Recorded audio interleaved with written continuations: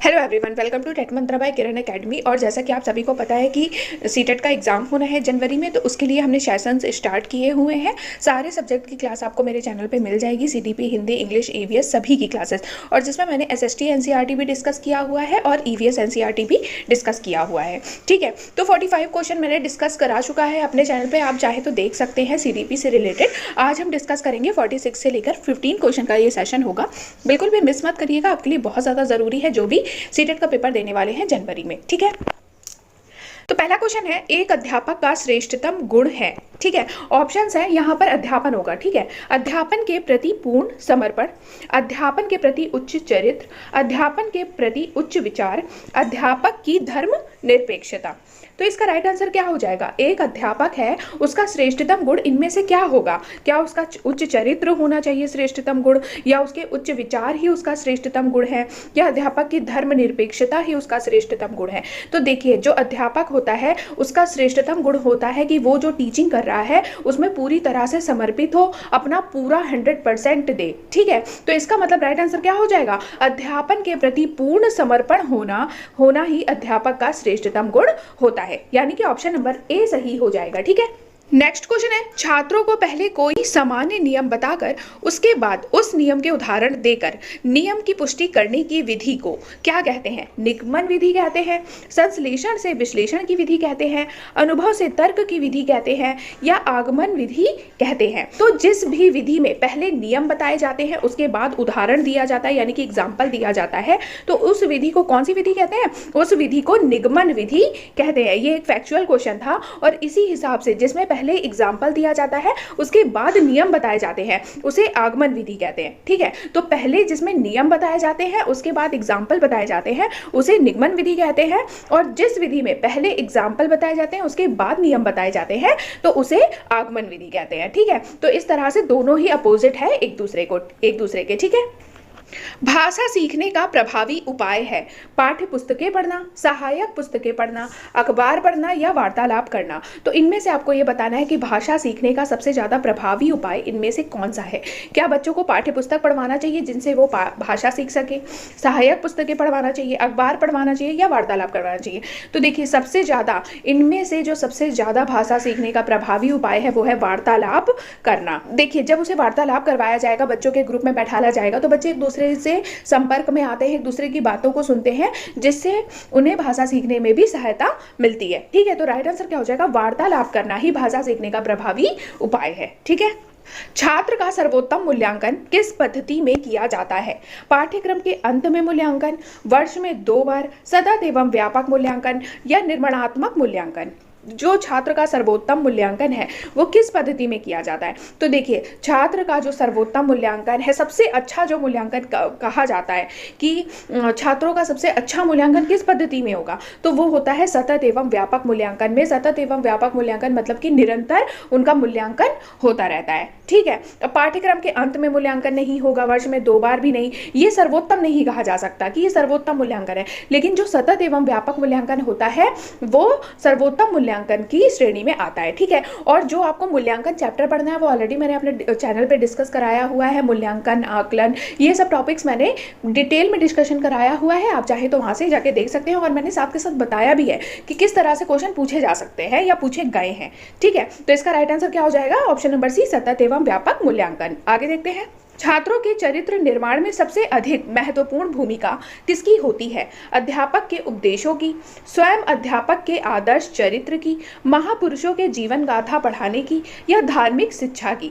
जब कोई शिक्षक छात्रों के चरित्र निर्माण करना चाहता है तो उसके लिए क्या जरूरी है? क्या अध्यापक उपदेश दे, ये जरूरी है, या स्वयं अध्यापक का आदर्श चरित्र हो, या महापुरुषों की जीवन गाथा बढ़ानी चाहिए, या हमें धार्मिक शिक्षा देनी चाहिए? तो देखिए, इनमें से जो छात्रों के चरित्र निर्माण में सबसे अधिक महत्वपूर्ण भूमिका निभाती है वो होता है स्वयं अध्यापक के आदर्श चरित्र की भूमिका।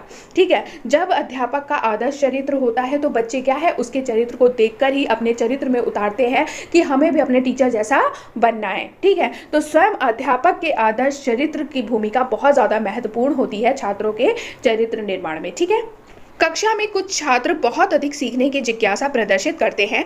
यह इसलिए हो सकता है कि छात्र प्रतिभाशाली हो, धनी परिवारों से हो, बनावटी हो या उद्दंड हो। तो जब कोई छात्र है कक्षा में और वो बहुत ज़्यादा जिज्ञासु है, सीखना चाहता है बहुत ज़्यादा, मतलब उसके अंदर सीखने की एक जिज्ञासा समझ में आती है, तो वह किस प्रकार का छात्र हो सकता है? क्या वो प्रतिभाशाली होगा या धनी परिवार से होगा इसलिए वह जिज्ञासु हो, बनावटी होगा मतलब जिज्ञासा दिखाने की केवल वो कॉपी कर रहा हो, ठीक है, उद्दंड हो इसलिए वो जिज्ञासा प्रकट कर रहा हो? जी नहीं, ये सारे ऑप्शन गलत है। ऑप्शन कौन सा सही है? प्रतिभाशाली हो। जब कोई छात्र प्रतिभाशाली की श्रेणी में आता है तो उसके अंदर बहुत ज़्यादा जिज्ञासा होती है नया नया सीखने की, तभी वो कक्षा में क्या है, जिज्ञासा प्रदर्शित करता है। तो इसका मतलब राइट आंसर हो जाएगा ऑप्शन नंबर 1 प्रतिभाशाली। ठीक है, सभी बच्चों की एक ही समस्या है तो आप उनकी समस्या का समाधान करते हैं एक एक करके सामूहिक ढंग से, पहले छोटे बच्चों को या पहले बड़े बच्चों का।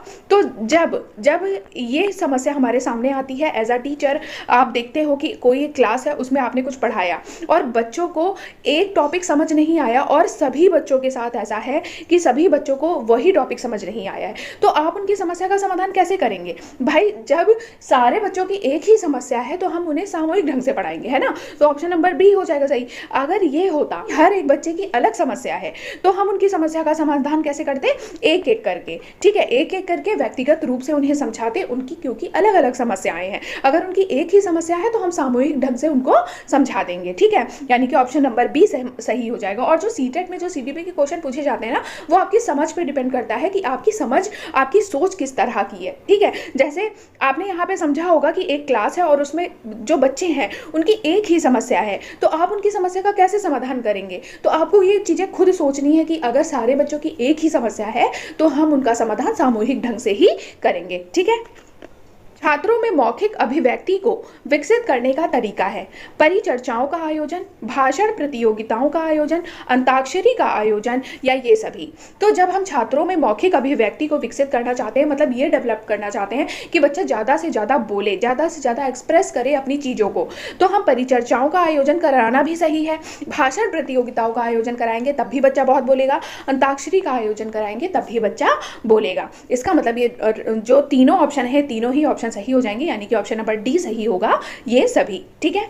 विद्यालय में पर्यावरण शिक्षा से आपका क्या अभिप्राय है? छात्रों में पर्यावरण का ज्ञान हो जाए, पर्यावरण को दूषित होने से बचाया जा सकता है, छात्रों का मनोरंजन हो या छात्रों पर अतिरिक्त बोझ डालना। तो विद्यालय में पर्यावरण शिक्षा से क्या अभिप्राय है? तो ऐसा तो है नहीं कि हम छात्रों पर अतिरिक्त बोझ डालना चाहते हैं इसलिए हम पर्यावरण शिक्षा देना चाहते हैं, ऐसा है नहीं। छात्रों का मनोरंजन हो ये भी गलत है।